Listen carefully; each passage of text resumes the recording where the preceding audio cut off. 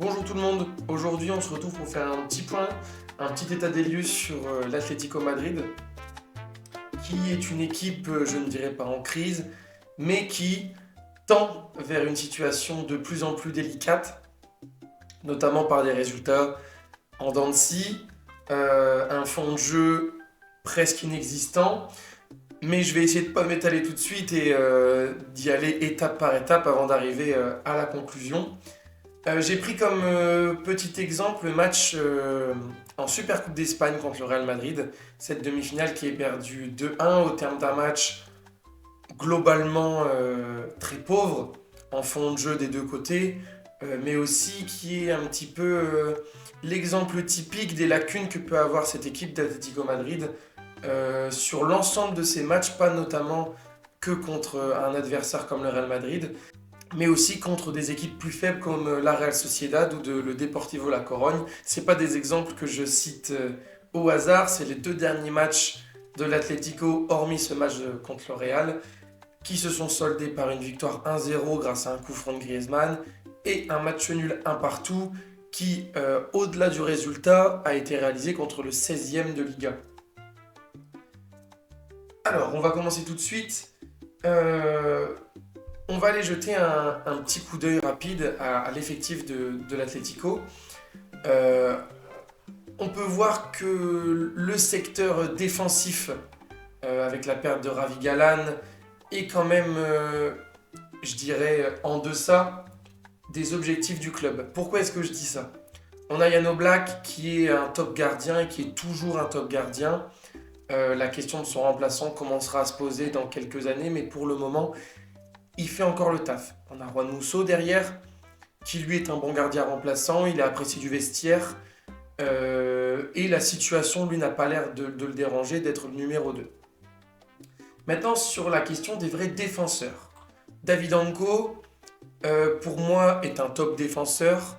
Il rejoint, il a de l'agressivité, il sait jouer dans une défense à droite comme une défense à deux, il sait jouer défenseur central gauche, mais aussi latéral gauche, même si je vais revenir là-dessus. On a Robin Lenormand, qui pour moi, là les 30 millions qu'il est censé valoir, ne sont pas reflétés par ses performances. Aujourd'hui, il n'est plus pour moi le meilleur défenseur, et il ne sera pas un défenseur sur lequel il faut construire, notamment par son manque de vivacité. C'est pas un défenseur qui est là pour gérer un jeu de profondeur et des appels dans la profondeur. Son jeu de passe est pour le moment, à mon sens, non exploité. Et malheureusement, j'ai un peu l'impression qu'il va arriver dans une période de sa vie à 29 ans où généralement les défenseurs centraux arrivent à une période où ils ont de la maturité, mais je ne ressens pas dans son jeu une sécurité. Marc Poubil, 22 ans, il a été acheté il y a quelques mois à Almeria, c'est un défenseur sur lequel on peut construire, il a beaucoup de potentiel, il est vivace, il est grand, il est fort. Quand je dis fort, je veux dire il est puissant. Il fait encore des erreurs de jeunesse, il fait encore parfois des portées de balles où il tente certaines actions, certains dribbles pas nécessaires et il prend des risques. Mais je pense que c'est un défenseur sur lequel on peut compter dans les années à venir. Je pense notamment que avec Anco, ce sont les deux défenseurs centraux qu'il faut aligner pour avoir une défense la plus solide, la plus rapide et la plus joueuse. C'est un défenseur gaucher, c'est un défenseur droitier. Les deux savent jouer en tant que défenseurs centraux, mais aussi en tant que latéraux, ou dans une défense à 3. Jiménez, c'est un soldat. Il a toujours eu des problèmes dans le jeu, son jeu de passe n'est pas top, mais dans l'agressivité, dans le placement et dans l'image qu'il renvoie, il fait partie des défenseurs de l'Atlético. Néanmoins, c'est pas un défenseur sur lequel il faut construire, bien loin de là. Clément Lenglet, j'aimerais revenir aux époques où Clément Lenglet jouait à Séville et il était tout simplement incandescent. Mais là, c'est même plus son ombre, il n'est même plus le reflet de ce qu'il pouvait avoir été il y a quelques années. Ruggieri, alors j'ai aucun problème avec ce joueur sur le côté humain, il m'a l'air d'être quelqu'un de très apprécié en plus sur le terrain. Il a 23 ans. Techniquement, il a une perspective d'avenir et de progression. Néanmoins, je ne retrouve pas le Ruggeri que j'avais pu voir à l'Atalanta. C'est un défenseur qui a du mal dans le placement, où j'ai l'impression que le système de jeu de l'Atlético ne lui convient pas du tout. Maintenant, ça pose une autre question. Quel est le système de jeu de l'Atlético ? Je ne le vendrai pas, pour moi il faut le garder, d'autant plus que c'est notre seul arrière-gauche de métier. Mais ça pose une question, et en fait je crois que son cas est révélateur d'un gros problème à l'Atlético, tout comme Cardoso. Quel est le système de jeu de l'Atlético ? Comment jouer à l'Atlético ? Parce qu'en fait, en réalité, il y a des similitudes dans ces deux joueurs, pas par le profil, mais par en fait la situation et leur temps de jeu. On a deux arrières droits, Llorente, qui pour moi doit être utilisé en tant que joueur de couloir et non au milieu de terrain. On l'a vu dans le match contre le Real Madrid, je trouve qu'il prend beaucoup de mauvaises décisions lorsqu'il est au cœur du jeu, alors que je le trouve hyper cohérent lorsqu'il est dans le couloir. Et en plus, il fait preuve d'agressivité, il sait garder son ballon. Mais pour moi, c'est pas un joueur qu'on peut aligner en tant que milieu central et espérer un top match et une top saison. Nahuel Molina, il serait peut-être temps de le vendre. Ce monsieur surfe encore sur le sacre de son pays. Ça se comprend, mais il est bien loin du niveau qu'il avait affiché. D'autant plus que le niveau qu'il affichait il y a quelques années n'était déjà pas des top performances à mon sens. Johnny Cardoso, comme je disais, pour moi c'est un top joueur. Quand il était au Betis Séville, il faisait partie des joueurs sur lesquels on se disait lui, il peut signer dans un top club européen et s'imposer, ou entrer à minima dans une rotation. Ici à l'Atlético, jusque-là je suis très content, il a 24 ans, et techniquement, on voit qu'il a du ballon ce bonhomme. Mais forcément, il ne joue que très peu, ou pas assez à mon sens, parce que c'est un joueur qui doit rentrer dans un schéma tactique bien précis. On le voit quand il y a des temps de possession, que l'Atlético est censé faire le siège. Il fait partie des joueurs qui décrochent, qui viennent chercher les ballons et qui amènent justement la gestion de la possession. Mais est-ce que l'Atlético est une équipe capable de jouer en possession ? Est-ce qu'il travaille même le jeu de possession ? Pablo Barrios, c'est un milieu complet qui pour moi est aussi une perspective d'avenir en espérant que les problèmes de blessure restent loin de lui. Il a 22 ans, c'est un joueur sur lequel il faut absolument construire et je pense qu'il peut s'adapter dans n'importe quel schéma de jeu. C'est un joueur formé en Espagne qui, on le voit que dès qu'il touche le ballon, est capable de fulgurance, est capable aussi de gérer le tempo d'une équipe. Conor Gallagher, merci pour les travaux, désolé de l'utilisation. Je pense que malheureusement c'est un milieu sur lequel on aurait pu construire. Aujourd'hui il préfère retourner en Angleterre, peut-être s'assurer une place avec l'Angleterre en Coupe du Monde. C'est compréhensible, mais je pense malheureusement que c'était un joueur sur lequel il aurait fallu parier en fait. Rodrigo de Paul ne fait plus partie de l'équipe. Koke, c'est un capitaine, c'est l'âme de l'équipe. Un peu à la Jiménez, je pense qu'il faut le conserver, mais il va devoir entrer dans une rotation bien plus importante qu'elle ne l'est déjà aujourd'hui. Des fois, on voit que dans la science du placement, dans les consignes qu'il donne à ses partenaires, il est top. J'espère que Koke passera des diplômes d'éducateur parce que je pense qu'il pourrait être un top éducateur pour les jeunes. On le voit sur le terrain, il est sans cesse en train de donner des instructions de placement. Malheureusement, je pense qu'au vu de son âge et le rendement qui est donné, on ne peut plus compter sur lui pendant encore 3-4 saisons. Il faut penser sérieusement à un remplaçant. Pour moi, il peut venir de ce joueur, de Johnny Cardoso. Maintenant, à voir quelle utilisation on fait encore de son cas. Quand on passe plutôt à l'attaque, Baena, pour moi, est un joueur sur lequel il faut construire. Thiago Almada est un joueur à conserver, mais je dirais même à coûte que coûte. Peu importe les offres qui sont faites, il faut garder ce joueur. Nico Gonzalez, pour moi, c'est un pétard mouillé.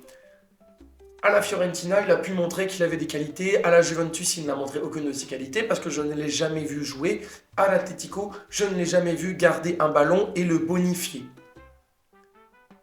Vous allez dire peut-être que je suis dur avec ce joueur, que vous vous souvenez de certaines actions de dribble ou d'accélération. Oui. Pouvez-vous me citer un seul match où Nico Gonzalez a été un joueur prépondérant dans le jeu de l'Atlético Madrid et il a été décisif? Moi, je n'en vois aucun. Néanmoins, je ne pense pas que ce soit lui le principal responsable de l'inefficacité offensive de l'Atlético. Simplement, il fait partie des joueurs qui, pour moi, doivent être évacués et surtout ne pas être conservés.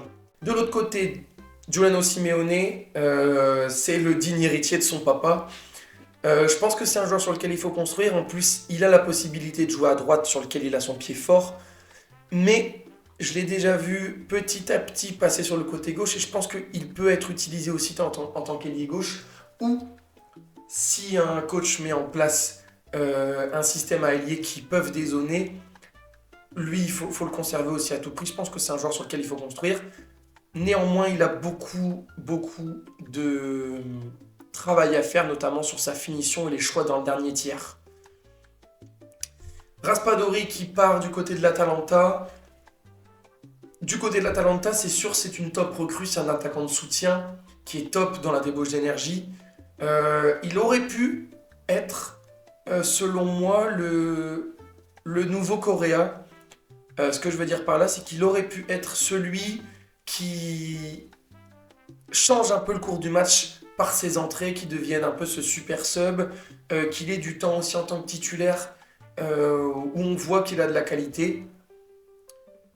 Il fera du bien à l'Atalanta, on l'avait acheté pour 22 si je ne me trompe pas, il est vendu pour 25, on ne perd pas d'argent techniquement sur ce deal.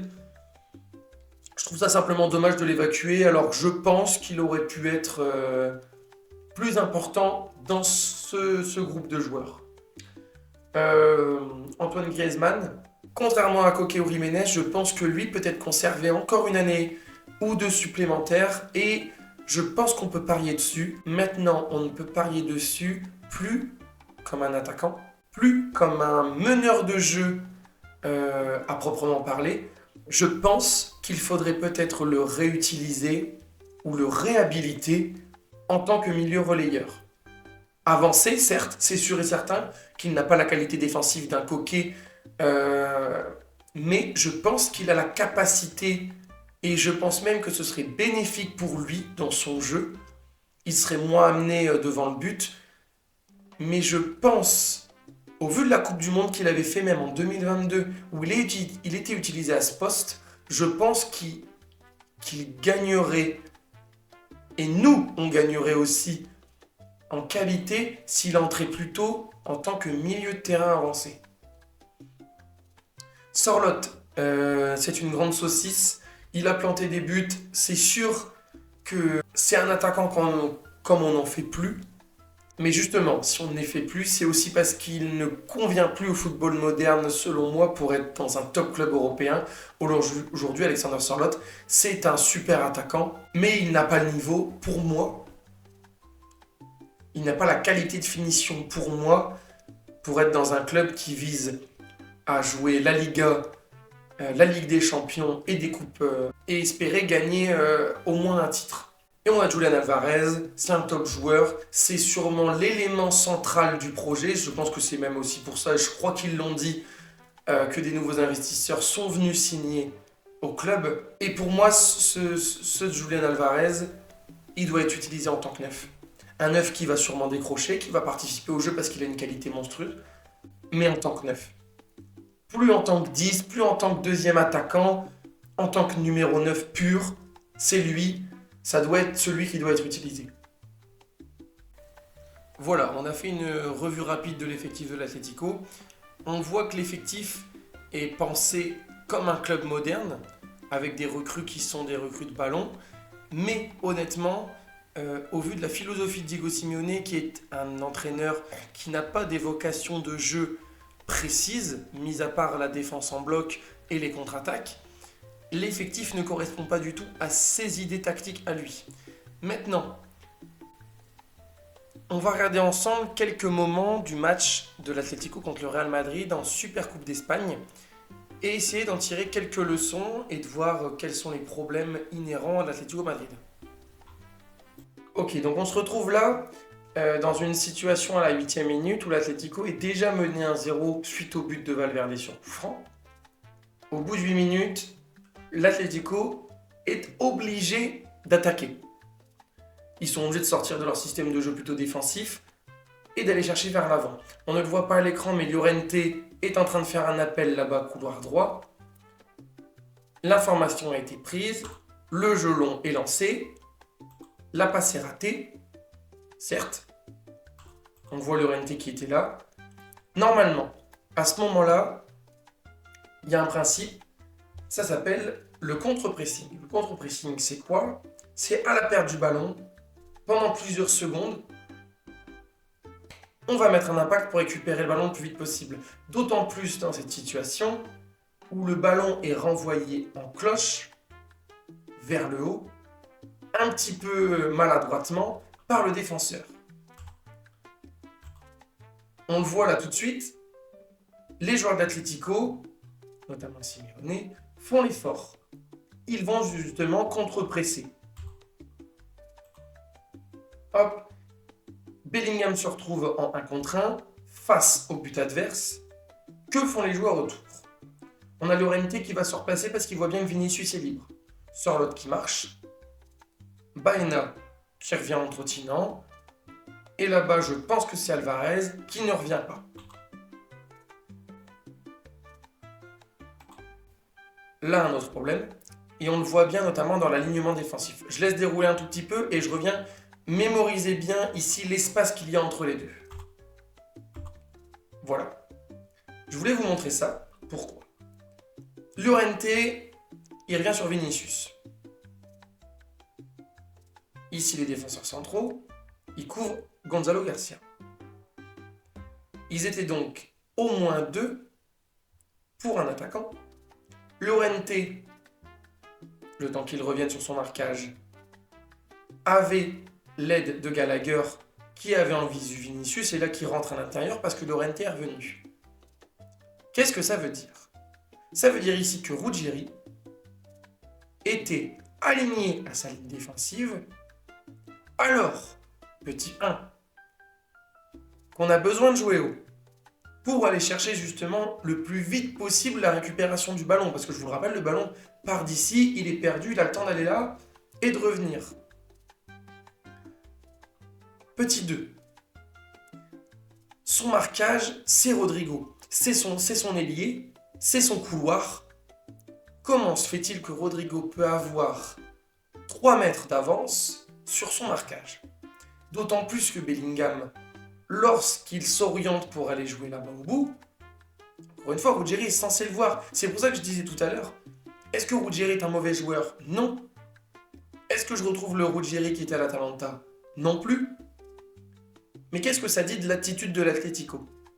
On perd 1-0. 8e minute de jeu contre un adversaire qui est un ennemi, entre guillemets, mais ça reste un derby. Ce sont les 2 clubs les plus importants de Madrid. Dans une demi-finale vers une coupe. Alors oui, c'est le premier tour, mais ça reste une demi-finale vers une coupe. Ils perdent 1-0. Et malgré tous ces éléments, l'attitude des joueurs reste la passivité. Regardez, on voit ici Sarlotte. Il n'avait pas l'air impliqué dans le repli défensif. Pareil là-bas au bout.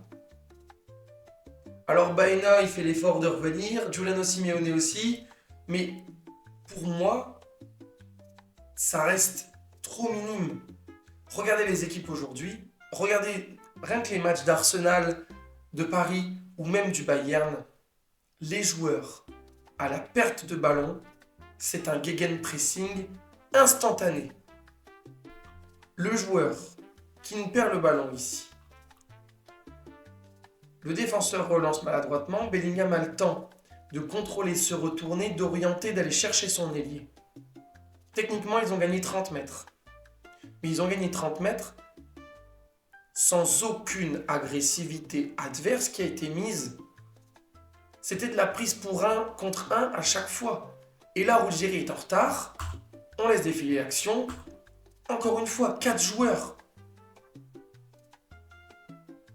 Et Bellingham, il a le temps de venir d'ici contre Giuliano Simeone, tac tac tac, de faire son bonhomme de chemin, et c'est lui qui part ici dédoubler. Et je dis ça d'autant plus que c'est un Real Madrid qui ne propose aucun fond de jeu. Ici, un dédoublement, ce n'est pas une tactique, c'est simplement que Bellingham, c'est un joueur intelligent. Il sait qu'il faut faire ça pour gagner des espaces et garder le ballon. Le Real Madrid ne met aucune tactique en place. Et il peut conserver le ballon, tranquille, orienté, aller chercher l'autre couloir. Ici, toujours sans aucune agressivité, aucun sprint. Ce qui faisait la force de l'Atlético à l'époque, et vous avez tous les clips en tête, c'était les retours défensifs, même en 2020, même en 2021, l'année du titre. L'intégralité de l'équipe revenait comme des chiens dans la surface adverse. Et pourquoi est-ce qu'ils faisaient ça? Parce que quand on revient dans la surface comme des chiens, ici, au lieu de compter 2 joueurs ou 3, on en compte 5, 6, ça permet d'avoir un latéral qui sait que si jamais il est passé, si jamais le dribble de l'attaquant adverse est réussi, il y aura forcément quelqu'un pour couper le ballon derrière lui. Là, aujourd'hui, Llorente est tout seul. S'il est passé, il est mort. Alors il tient bien Vinicius, Vinicius garde le ballon et préfère retourner en arrière. Mais en attendant, voilà. Là, c'était notre ligne défensive. On a Llorente qui était seul dans un carré énorme. Et on a seulement Giuliano Simeone qui est en train de revenir. C'est pas assez. Et surtout, ça démontre quelque chose d'encore plus fort. Où est le caractère de l'équipe? Où est le caractère de l'équipe quand on perd 1-0 à la 8e minute de jeu dans une demi-finale contre un adversaire de la même ville, dans un match haute tension, et contre une équipe qui ne montre aucun fond de jeu, aucune maîtrise complète et totale de son football et du ballon. On est quelques minutes plus tard, on a une récupération de Baena qui coupe bien une passe. On a donc la contre-attaque qui est possible. Là aujourd'hui, vous voyez, le Real Madrid est quand même coupé en deux, le bloc est étiré, et l'Atlético, il y a au moins 4 joueurs ici, proches du ballon, on peut même compter Gallagher ici, une solution dans le couloir opposé, pour justement avoir une contre-attaque totale et aller chercher le but le plus vite possible. Baena joue sur Sorloth, qui se retrouve, et c'est là qu'on voit qu'il a quand même de la qualité ce joueur, il se retrouve entre 4 défenseurs du Real Madrid, un qui le suit de près, Camavinga qui est prêt à couper ici, mais il est lent, et les 2 défenseurs centraux qui le regardent, ils sont en train de le fixer. Alvarez propose une solution là-bas, couloir gauche excentré, ce qui forcerait Asensio à sortir dessus, ou alors envoyer un ballon à droite, ce qui forcerait un retour en catastrophe de Carreras, qui lui sait très bien que le choix évident de Sorloth, c'est d'aller écarter d'un côté ou de l'autre, donc il revient déjà à 100% de sa VMA sur Simeone. Alors que regardez Rudiger, il est toujours en train de le regarder, il ne sait pas ce qu'il y a dans son dos. Il arrive à se sortir de la pression qui est mise de son adversaire. Là, il n'a plus l'angle de passe. Il peut la tenter, mais il n'a plus l'angle de passe pour aller chercher Simeone. Par contre, l'intelligence d'Alvarez, c'est d'avoir ralenti sa course pour avoir toute cette distance avec le défenseur central.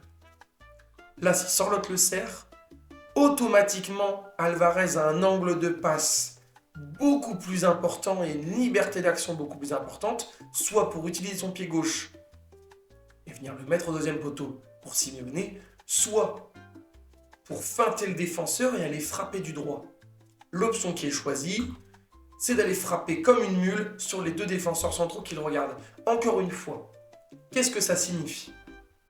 L'Atlético était une équipe de bloc bas, mais surtout à la récupération de contre-attaque. Aujourd'hui, peut-on dire que l'Atlético maîtrise la contre-attaque? Non. C'est pas parce que je vous ai montré qu'une seule action, c'est sur l'ensemble des matchs que j'ai vus. que l'Atlético maîtrise les contre-attaques? Non. Est-ce que l'Atlético fait encore preuve de solidarité défensive à toute épreuve? Non. Peut-on donc dire aujourd'hui que l'Atlético n'a plus d'identité? C'est la question que je pose.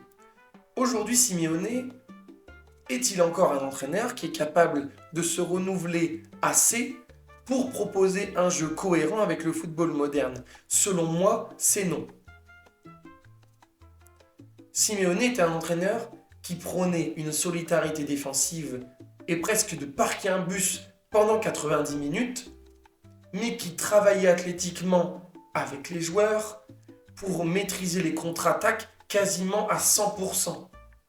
Et les clubs qui jouaient contre l'Atlético le savaient. Jouer contre l'Atlético, c'était s'exposer à des contre-attaques quasiment lunaires. C'était sûrement les meilleurs contre-attaqueurs d'Europe, au moins dans le top 5 facilement. Aujourd'hui, l'Atlético et Diego Simeone essayent de mettre en place un jeu un peu plus de possession, un peu plus de jeu de position. Essayent même parfois d'essayer de faire des attaques construites. Je ne dis pas que c'est une mauvaise idée, et justement, c'est l'inverse. Je pense que c'est une très bonne idée de vouloir jouer comme ça. Mais est-ce que c'est assez bien travaillé à l'entraînement pour que les joueurs puissent le reproduire en match? C'est là que ma question se pose. Est-ce que Diego Simeone en a la capacité? Je n'ai pas la réponse à cette question, mais je pense que non. Je pense qu'aujourd'hui, Diego Simeone n'est plus fait pour un football moderne. Et ça pose une autre question. Comment se fait-il que les joueurs n'en soient plus capables? Est-ce que c'est un problème de tactique? Qu'est-ce qui est mis en place réellement à l'entraînement et qu'est-ce qu'on demande aux joueurs? Et ça pose une autre question. Et je reviens au problème que ça posait lorsqu'on regarde l'effectif.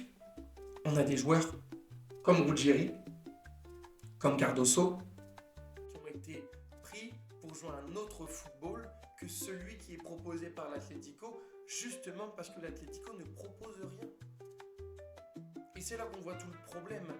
Ici, ce match, si je peux en faire un résumé assez grossier, c'est un match de district avec des individualités qui sont aujourd'hui des top joueurs. Mais qu'on me comprenne bien, aujourd'hui, l'Atlético et le Real Madrid sont des clubs qui ne proposent aucun fond de jeu, mais qui ont des individualités qui leur permettent d'obtenir des résultats.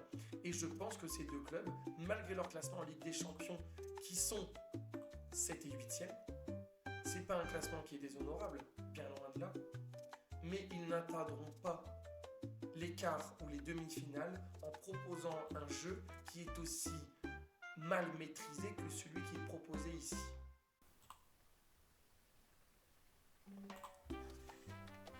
On va s'intéresser maintenant au deuxième but qui a été marqué par Rodrigo lors de ce match. Là, actuellement, c'est une phase où Thibaut Courtois a intercepté le ballon, était en train de relancer dans les pieds d'Aurélien Tchouaméni. Personne n'est au milieu de terrain. Alors je sais que c'est une phase de replacement, mais quel est le schéma tactique sans milieu de terrain? C'est une question que je pose. Deuxième chose, l'Atlético Madrid perd toujours 1-0. Le Real Madrid possède 7 joueurs qui sont aux abords, entre guillemets, mais qui sont dans les 35 mètres. 7 avec Valverde, 6 si on ne considère que ici les 3 aux abords de surface et notre petite ligne à gauche. Donc Bellingham, Camavinga, Carreras, Tchouaméni, Rudiger, Asensio. Il y a donc 6 joueurs du Real Madrid pour 3 joueurs si on considère que Simeone surveille le couloir gauche adverse. Dans un match où l'Atlético perd toujours 1-0, je trouve que ça fait peu. Deuxième chose, Tchouaméni attend de contrôler et de regarder et d'orienter vers Camavinga sans qu'aucune pression ne soit mise, ni par un attaquant ni par l'autre. Dans la mesure où Alvarez est en train de revenir sur Camavinga suite à sa passe, que fait Sorloth? Parce que Sorloth ne participe peu, voire pas au jeu, ne participe pas au pressing et ne marque pas tant de buts que ça. Pourquoi Sorloth là ici n'est pas sorti sur Tchouaméni, ou à minima est en train de couvrir un espace pour empêcher une relance. Le jeu se poursuit sans qu'aucune pression de l'Atlético ne soit mise. La ligne de 4 est bien respectée ici. Et encore une fois, j'aimerais alerter sur une chose. Rodrigo est dans le dos de Koké, est à 4 mètres, voire 5 de Ruggieri. On avance. Baena a jeté un coup d'œil, est en train d'alerter Ruggieri que Valverde est en train d'occuper le poste, à minima le couloir, excentré droit. On continue. Toujours aucune pression très vive n'a été mise en place sur les défenseurs centraux.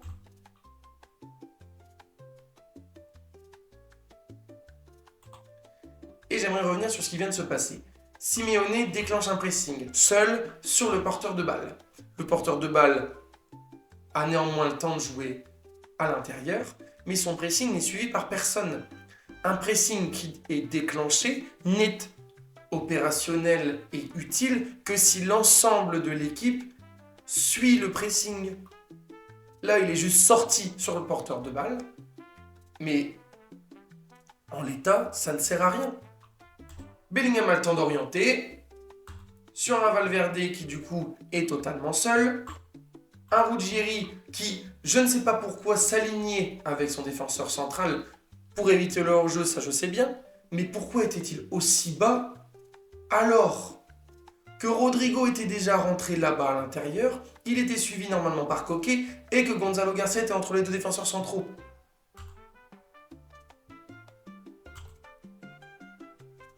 Ici la passe. Qui est censé suivre Rodrigo? Est-ce que c'est Llorente? Est-ce que c'est un défenseur central qui doit sortir dessus? Mais dans ces cas-là, doit-il sortir beaucoup plus vite? Le Normand suit la lecture du ballon, il suit la trajectoire. Et la seule intervention qu'il a, c'est de mettre ses deux mains sur Rodrigo. Je le rappelle, à un moment où l'Atlético perd 1-0 contre un rival, en demi-finale de coupe, il y a du coup la possibilité que si Rodrigo passe, il y a un face-à-face. Et le Normand, je ne suis pas pour un football agressif et violent. Néanmoins, n'était-il pas possible pour le Normand de tenir à minima le t-shirt de Rodrigo, de le gêner un tant soit peu que de simplement venir poser ses deux mains dessus? Il est trop tard. Rodrigo se retrouve passé entre les deux défenseurs centraux, face au gardien. Il n'y a rien à faire. Il est trop tard. Et on va le voir sur les ralentis. Donc là, ici, Koké est censé suivre ici Rodrigo. Ça serait la logique. Anko à Gonzaloga. On va le voir sur les ralentis. Koké fait signe à le Normand ici que Rodrigo est en train de plonger dans la profondeur. Il aurait fallu que Koké suive un petit peu plus l'action aussi. On a ici Anko qui a verrouillé l'attaquant de pointe Gonzalo Garcia. Ruggieri qui est loin de Valverde. Baena malheureusement qui est un petit peu inefficace. La zone qu'il choisit ici ne coupe rien. Et dans la mesure où il n'a pas pris l'information que Rodrigo est en train de passer derrière lui, il n'est pas là pour couper la ligne de passe, mais simplement pour faire acte de présence. La passe est donnée, mais il est déjà trop tard. Le Normand a 5-6 mètres de retard sur Rodrigo. Et pourtant, au moment où le ballon arrive dans les pieds de Rodrigo, regardez bien son comportement, c'est d'aller poser juste simplement ses deux mains sur Rodrigo. Il n'y a pas de tentative de pousser, de déstabiliser. Simplement, il s'arrête sur lui. Alors certains vont dire que Rodrigo va trop vite. Il pose ses mains, mais il avait peut-être l'intention de le pousser. Mais si on a l'intention de pousser quelqu'un et qu'il nous passe devant, si j'arrive à le toucher, je garde le maillot dans ma main. Ou à minima, je n'arrête pas mon effort. Je continue pour essayer de l'attraper ou de le déstabiliser. Ici, il ne fait aucun effort pour déstabiliser Rodrigo. Alors même qu'il sait, il est défenseur central, il a 29 ans. Aujourd'hui, il sait très bien qu'un attaquant qui part en profondeur dans son dos, il va au but. Et une fois sur deux, il marque. Avec Rodrigo, on peut même dire 2 fois sur 3, il marque. Il n'y a rien à faire. Regardez. Il pose ses mains sur lui. Mais heureusement que le Normand n'est pas gardien. Il aurait la main tellement faible, ce serait une passoire. Et derrière l'attitude, c'est de râler. Il écarte les bras. Oh, mais c'est ta responsabilité. Tu avais l'opportunité de le freiner. Je le rappelle une dernière fois, le Real Madrid et l'Atlético sont des ennemis. C'est un derby. Quitte à prendre carton rouge, l'Atlético perd 1-0. Tu ne laisses pas un attaquant avec la qualité de finition de Rodrigo aller seul se présenter devant le but. C'est tout aussi simple que ça. Et je pense que le Normand, sans vouloir le blâmer trop non plus, je ne veux pas qu'on lui fasse un jugement, mais il fait partie de ces joueurs qui ont été recrutés et qui manquent de caractère. C'est sûrement un très très bon joueur, et on l'a vu avec l'équipe d'Espagne ou la Real Sociedad, c'est un très bon joueur. Mais je ne pense pas qu'il convienne à l'Atlético Madrid, simplement. Pour terminer sur ce match contre le Real Madrid, on va revenir sur le but de Sorloth, comment il a été marqué, mais surtout ce que ça implique. Donc le ballon est trouvé côté droit. Llorente décroche. Simeone, parce que c'est son jeu et qu'il est intelligent, fonce dans le dos des défenseurs. Et on voit quelque chose qui est tout de suite qui est notable. Aucun joueur du Real Madrid n'est sur ses appuis prêt à intervenir. Là ici, Vinicius, il est simplement passé. Le joueur est en train de foncer dans son dos, mais il est trop tard, il ne peut pas intervenir. Et vu sa course, il n'avait pas vraiment envie d'intervenir, il faut être honnête. On sort sur lui, mais sans vraiment d'agressivité non plus. Le centre est donné, et on va revenir sur ce point. Le centre est donné, Sorloth ajuste sa tête, parce que Raúl Asensio est un défenseur qui normalement devrait jouer en équipe B, mais qui par un hasard s'est retrouvé en équipe A l'année dernière, et donc pense qu'il peut prétendre à une place de titulaire au Real Madrid A. Sorloth marque, parce qu'il a un jeu de tête et qu'il fait 1m98, mais j'aimerais revenir sur quelque chose. Après ce but, et même avant, l'Atlético a tenté pendant ce match contre le Real Madrid 36 centres. 36 centres en sachant pertinemment qu'Alvarez n'est pas un joueur de tête, Griezmann qui rentrera plus tard n'est pas un joueur de tête. Ça peut leur arriver de marquer des buts de la tête, mais ce ne sont pas des joueurs de tête, ce sont des joueurs qui combinent. Et Sorloth a marqué aujourd'hui contre un défenseur qui ne défendait pas. L'Atlético a tenté 36 centres. Et la stat qui est plus folle que ces 36 centres, ce sont qu'il n'y en a que 7 qui ont atteint un joueur de l'Atlético. Ça veut dire qu'aujourd'hui, l'arme la plus utilisée offensivement par l'Atlético, c'est le centre, mais c'est aussi l'arme qui fonctionne le moins à l'Atlético. Sur 36 centres, ne réussir que 7 centres et marquer qu'un seul but contre un Real Madrid qui défend, mais d'une manière abjecte, c'est qu'il y a un problème de tactique, offensivement et défensivement. Il y a un problème d'identité de jeu.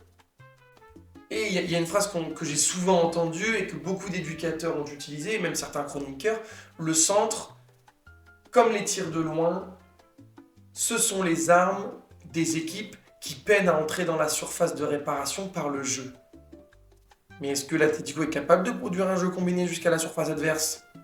Contre le Deportivo La Corogne, qui, je le rappelle, est 5e de 2e division. Alors oui, je sais que le Real Madrid s'est fait éliminer contre le 17e. Ça ne veut pas dire que la seconde division a le niveau pour jouer en première. Ça veut dire qu'il y a un problème de jeu dans ces deux équipes. Aujourd'hui, je me concentre sur l'Atlético Madrid parce que c'est mon club de cœur. L'Atlético Madrid n'a gagné que 1-0 contre un club qui joue en deuxième division espagnole et n'a gagné que 1-0 sur un coup franc d'Antoine Griezmann. Ça veut dire deux choses. Qu'on doit s'en remettre au talent individuel d'un joueur sur une frappe de loin. Alors oui, le coup franc a été provoqué justement parce que le jeu était haut sur le terrain. Mais lorsque vous regardez le match, et si ça vous intéresse, je peux faire une analyse tactique du match contre le Deportivo La Corogne. Le match n'est pas réussi de bout en bout. Et je dirais même qu'au tout début de match, si je me souviens bien, l'Atlético peut prendre le 1-0.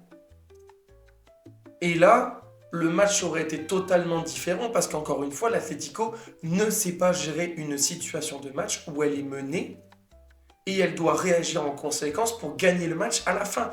Contre la Real Sociedad, c'est pareil. L'Atlético a été incapable d'aller gagner ce match. On peut voir que l'Atlético a plein de problèmes structurels, que ce soit dans la construction d'effectifs, dans la tactique et dans le jeu qui est mis en place. Maintenant, comment avoir un gap de qualité en utilisant cette période de mercato de janvier? Je vois 3 pistes d'amélioration. C'est de rajouter un joueur par ligne. Un défenseur, un milieu de terrain et un attaquant. J'ai fait quelques choix, certains qui sont plus onéreux que d'autres. Néanmoins, je pense que dans tous les cas, il va falloir payer, que ce soit pour des joueurs à court ou à moyen terme, une certaine somme, notamment pour avoir un gap de qualité immédiat. Actuellement à l'Atlético, ce qu'il faut, ce ne sont pas des joueurs sur lesquels il faut construire, mais pour les 6 derniers mois de Simeone, avoir des joueurs cohérents tout de suite qu'on pourra réutiliser dans 1 ou 2 saisons. Pourquoi est-ce que je dis que c'est sûrement la dernière de Simeone? C'est qu'on arrive à un bout de cycle, que c'est flagrant, que les résultats sont moins bons. J'espère que l'Atlético atteindra la Champions League et le top 4 de la Liga, mais il faut du changement et le changement ici passera par un changement d'entraîneur. Comment améliorer l'Atlético?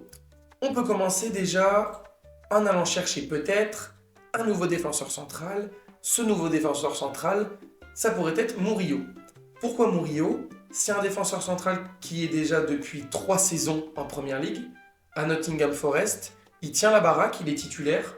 C'est un des meilleurs défenseurs en portée de balle progressive du championnat. En relance, il touche sa bille, il est rapide, il est costaud.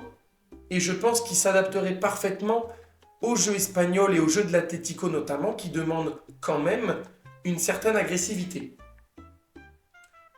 Par contre, il a 23 ans, il doit encore s'améliorer sur certains points, et il coûte cher. Il y a la taxe Première Ligue, 55 millions, c'est sûr que c'est onéreux. Par contre, aller chercher Murillo, c'est l'assurance d'avoir un défenseur central qui peut s'installer dans une rotation de 3 titulaires, voire d'être le titulaire indiscutable. Avec Anko ou avec Pubil, ou être le 3e central derrière eux, mais dans tous les cas, il peut s'y intégrer dans la mesure où Pubil peut aussi jouer défenseur droit et Anko latéral gauche. Murillo pourrait totalement s'intégrer dans une défense avec Anko et Pubil.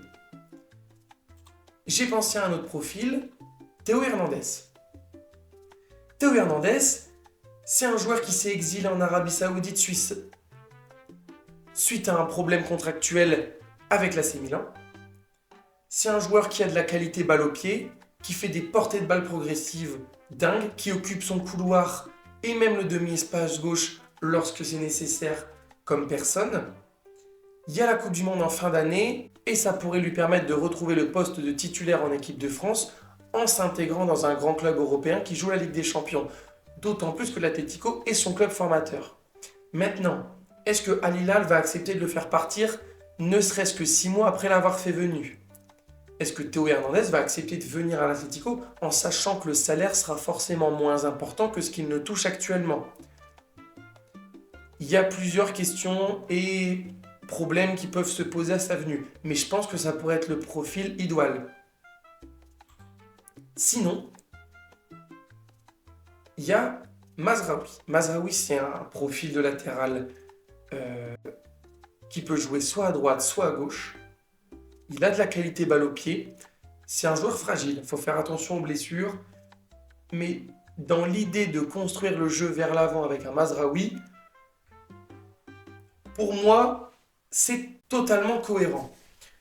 Surtout qu'en plus, Manchester United, c'est pas le club qui fonctionne le mieux, c'est pas moi qui vais vous l'apprendre. Il a 28 ans, il ne coûterait que 20 millions d'euros. Pour moi, c'est l'occasion d'aller chercher un top latéral qui, en plus, vous le voyez au Maroc avec sa sélection, fonctionne extrêmement bien. Vous allez voir que j'ai fait aussi mon marché à Manchester United parce que je pense qu'il y a beaucoup d'opportunités à aller chercher. En attaque, j'ai pensé à Karim Adeyemi. Alors, je sais qu'extra sportivement, c'est pas le joueur sur lequel il faut compter. Néanmoins, sa compagne veut s'installer dans une grande ville européenne. Madrid est une grande ville européenne. Ce serait déjà un poids en moins sur ses épaules. En plus de ça, Karim Adeyemi, c'est un dynamiteur d'espace gauche et de demi-espace gauche. Il est capable d'aller à une vitesse supersonique et notamment dans la création de contre-attaque, il serait un élément de poids. Maintenant, il a l'air d'être compliqué à gérer et je ne sais pas s'il peut s'imbriquer parfaitement dans un collectif. Dortmund veut sûrement l'évacuer et je pense que si un club vient poser ne serait-ce que 45 et des bonus ou 50 millions d'euros, ils le laisseront partir. C'est un prix, c'est pas négligeable. C'est sûr que dans la compta, il faut le justifier et c'est bien plus que ce que Giacomo Raspadori a coûté et a été vendu. Mais je pense que ce serait une super solution. Un peu moins onéreuse, j'ai pensé à Moïse Kean. Moïse Kean, il a 25 ans, il est à la Fiorentina qui ne fonctionne pas bien, qui est relégable en Serie A. Mais on sait toute sa qualité. Il a eu du mal à Everton et à la Juventus quand il y est passé. Mais à Paris, ça a été top. Que ce soit sur l'aile ou en pointe, c'est un attaquant qui est capable de prendre la profondeur et de participer au jeu. Il est solide, il est puissant et il a une qualité de finisseur hors norme. Il coûterait beaucoup moins cher que Karim Adeyemi, notamment parce que la Fio a besoin de liquidité. Maintenant, est-ce qu'il accepterait de partir à mi-saison? Lui, sûrement, mais est-ce que son club l'accepterait? Ça, je ne sais pas. J'ai pensé dans ce profil, entre attaquant et milieu de terrain, un joueur bien polyvalent, c'est Ismaël Saibari, qui évolue au PSV Eindhoven, qui fait des saisons plus que correctes avec son club, qui aujourd'hui à la CAN, on le voit, est un top joueur dans sa qualité de déplacement, de dribble, de passe, mais aussi défensivement. C'est un joueur qui ne rechigne pas à la tâche. Et en plus de ça, qui s'intégrerait parfaitement dans un système de jeu au milieu de terrain, avec devant lui les attaquants, ou alors sur un côté, si un système de jeu avec des pistons était mis en place. Il coûterait 32 millions d'euros, peut-être un petit peu plus si le PSV fait le forcing pour le garder. Mais je pense que ce serait un joueur qui offre un gap de qualité immédiatement, et en plus de ça, qui pourrait s'intégrer à d'autres projets de jeu par la suite, parce qu'il m'a l'air d'être un joueur intelligent qui est capable de s'adapter au système de jeu. Au milieu de terrain, j'ai pensé aussi à Valentine Barco. Valentine Barco, on en entend beaucoup parler cette saison, et à raison. C'est un joueur qui a su devenir titulaire indiscutable à Strasbourg, qui est un des meilleurs joueurs de Ligue 1, qui coûte 25 millions d'euros sur le papier, mais je pense qu'il devra coûter 35, voire peut-être 40 millions d'euros. Il a 21 ans, il est jeune, donc forcément, ça se paye. Maintenant, je pense qu'il y a une opportunité à aller chercher chez Valentine Barco. Pourquoi? Parce que je ne le vois pas avoir sa place à Chelsea. Et surtout, je le vois trop grand déjà pour Strasbourg. Il faut donc un club qui aille le chercher le plus vite possible, à raison.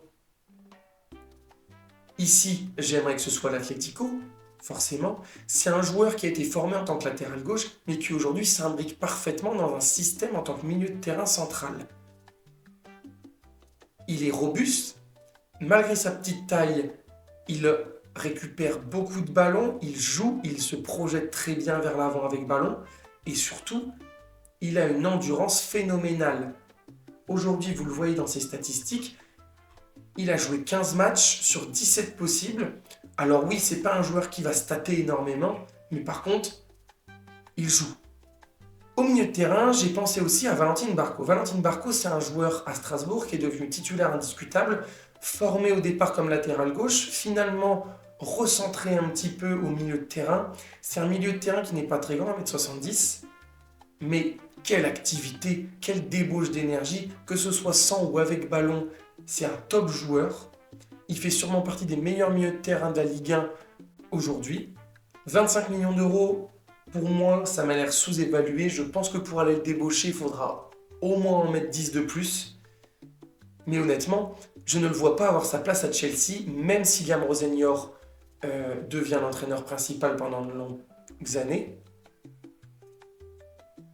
Je pense qu'un club européen doit aller le chercher le plus vite possible. Et honnêtement, si l'Atlético le fait, ce serait un top joueur et surtout un gap de qualité non substantiel à ajouter à l'effectif. Une recrue qui peut être faite ici vraiment à court terme, mais qui donne pour moi un gap. Une recrue qui peut être faite et qui rajoute aussi de la qualité dans le milieu de terrain, mais surtout de la puissance et de la sécurité, c'est Alexis Iwobi. Alexis Iwobi, on le voit à Fulham, c'est un joueur formé ailier gauche, mais qui, au fur et à mesure du temps, s'est replacé en tant que numéro 8, qui aujourd'hui, même avec le Nigeria, on le voit, participe à la relance depuis les positions basses. C'est un joueur qui a de la qualité technique, qui, je pense, en Espagne, pourra montrer toute la pleine mesure de son talent. À 29 ans, c'est peut-être aussi le moment pour un club européen de venir le chercher, pour que lui puisse aussi prouver qu'il fait partie des joueurs qui peuvent jouer en Coupe d'Europe. Au final, Alexis Iwobi, on ne l'a quasiment jamais vu en Coupe d'Europe. À Arsenal, peut-être un petit peu, mais je vous avoue que je n'en ai pas souvenir. Et ensuite, à Everton ou à Fulham, il n'en a jamais joué. Ici, la Ligue des Champions, c'est sûr que c'est une très haute marche. Mais moi, je pense qu'il a la qualité technique et il a le coffre, surtout, pour y jouer. Alors, c'est sûr que ce ne sera pas un titulaire indiscutable, mais je pense que dans un milieu de rotation, il peut être le complément parfait des milieux de terrain qu'on a aujourd'hui. Et en plus de ça, être le remplaçant idéal d'un Conor Gallagher qui est parti à Tottenham. Il coûterait honnêtement moins de 25 millions. Je pense qu'il y a la taxe PL, mais je pense qu'à 20, peut-être 25 millions effectivement, mais pas plus, il y a la possibilité d'aller le chercher. Peut-être que sa cote est un petit peu remontée suite à sa très belle canne, mais honnêtement, Alexis Iwobi, c'est un joueur qui aujourd'hui doit faire partie d'un top club européen, et à l'Atlético, je trouve que le profil matcherait très bien. Encore à Manchester United, il y a Kobbie Mainoo. Alors Kobbie Mainoo, il y avait des rumeurs de départ un petit peu sur toute la première partie de saison. Maintenant qu'Amorim est parti, j'en doute un peu plus. 40 millions d'euros, je pense que pour aller le chercher maintenant, il faudra mettre un plus gros chèque. Mais il a 20 ans, il y a la possibilité de construire avec lui. Maintenant, est-ce que Carrick va vouloir le garder pour les 6 derniers mois? C'est possible. Est-ce qu'il va le réintégrer au 11? Ce serait compréhensible aussi. Mais s'il y a la possibilité de le faire, il faut le faire. Et si c'est pas Kobbie Mainoo, pourquoi pas aller chercher un autre milieu de terrain de Manchester United? C'est Bruno Fernandes. Alors ça, vous allez me dire, c'est peut-être un petit peu le lapin sorti du chapeau, personne ne s'y attendait. Mais je vais vous dire, il a 31 ans, il est encore le meilleur joueur de Manchester United, et justement, il y a un ras-le-bol de sa part envers le club, du va-et-vient des entraîneurs, du projet de jeu inexistant. Et je pense que ce serait le moment, notamment parce qu'on entend dans la presse le fait qu'il serait voulu par l'Arabie Saoudite. Il faudrait profiter justement de ça pour moi, pour aller le débaucher, lui proposer un gros projet européen avec une belle perspective d'avenir, un projet de jeu où il serait parmi les joueurs au centre du projet et je pense que la complémentarité avec Alvarez est possible si lui joue derrière Alvarez en tant que vrai neuf, finisseur, renard et lui en tant que meneur de jeu, constructeur d'occasion. Et on aurait en plus de ça l'opportunité de lui dire « T'as 31 ans, l'année prochaine tu commenceras la saison, t'auras 32 ans, tu joues avec nous pendant 1 an et demi et dans 2 mercatos, on te laisse l'opportunité pour une clause dérisoire style 25 millions d'euros, le laisser partir en Arabie Saoudite. » Ça nous permettrait à moyen terme d'avoir un top joueur dans la transition pour pouvoir passer justement de ce jeu très agressif, rapide, construction de jeu, mais aussi de l'équilibre parce qu'il est capable de jouer tout ça.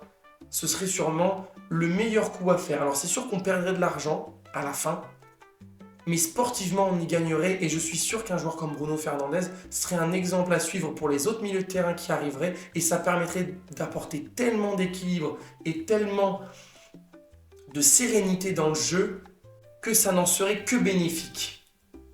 Maintenant, Manchester United, il faut qu'ils acceptent de le laisser partir à un concurrent européen. C'est pas la même chose de vendre à l'Arabie Saoudite que de vendre forcément à un club européen, mais Manchester United ne dispute pas la Ligue des Champions, au contraire de l'Atlético Madrid. Si Bruno Fernandes fait le forcing, peut-être qu'il pourra partir. Et si c'est pas en janvier, peut-être au mercato d'été. À voir. Mais je pense que ce sont des opportunités sur lesquelles il faut foncer. Maintenant, sur le choix du coach. Sur le choix du coach, vous avez bien compris au fur et à mesure de ma vidéo que je pense que Diego Simeone doit terminer la saison et on lui rendra un très bel hommage. Il y aura une cérémonie dédiée. J'espère qu'il aura sa statue et qu'il aura un encart pour lui dans le stade parce que c'est un bâtisseur, c'est un homme qui a permis à l'équipe de rester au top de la Liga pendant plus d'une décennie. Mais aujourd'hui, je pense qu'il n'est plus fait pour le football moderne, qu'il faut un entraîneur peut-être un petit peu plus jeune, avec plus d'idées de jeu, avec une modernité aussi dans son approche avec et sans ballon. Et pour ça, il y a 2 profils qui ressortent. Il y a Felipe Luis de Flamengo qui fait des choses très intéressantes, qui a notamment remporté la Coupe continentale d'Amérique du Sud, qui a perdu en finale, mais en aucun cas en étant ridicule contre Paris. Il a des idées de jeu, il a connu l'Atlético parce que c'est un enfant du club. Il y a joué, il faisait des allers-retours entre l'Atlético et Chelsea, mais il connaît la maison. Et ce serait, je pense, une très bonne transition à Diego Simeone. Maintenant, il y a Fernando Torres. Fernando Torres, on sait le joueur qu'il était, et je pense qu'il aura son mot à dire en tant qu'entraîneur aussi. Il est respecté, il a fait des choses très intéressantes chez les jeunes et avec la réserve. En tant que suiveur de l'Atlético, je n'en entends que du bien. Et aujourd'hui, il est peut-être l'un des mieux placés pour succéder à Diego Simeone. Maintenant, on va être clair, que ce soit lui ou Felipe Luis ou un autre coach, je pense que c'est sur ce monsieur qu'il faut parier et qu'il faut construire. Je m'explique, c'est Matteo Alemany.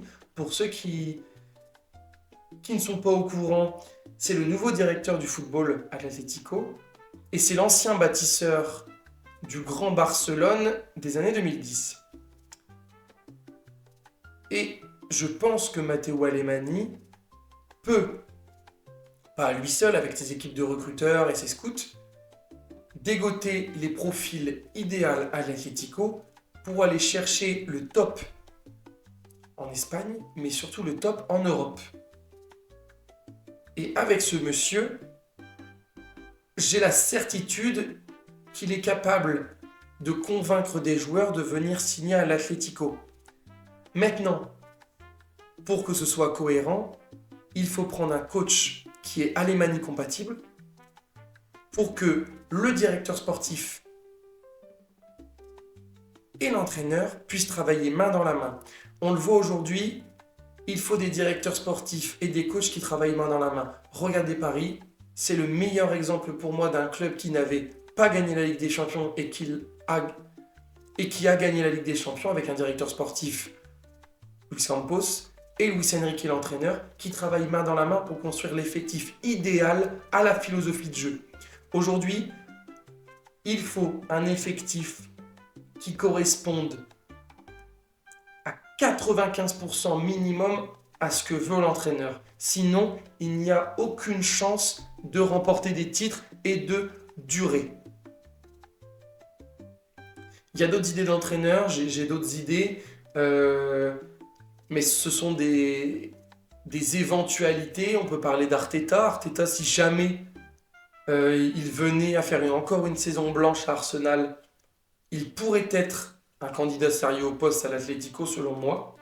J'aimais bien Thomas Tuchel avant qu'il signe en Angleterre. Je pense que ça aurait pu être aussi une belle option.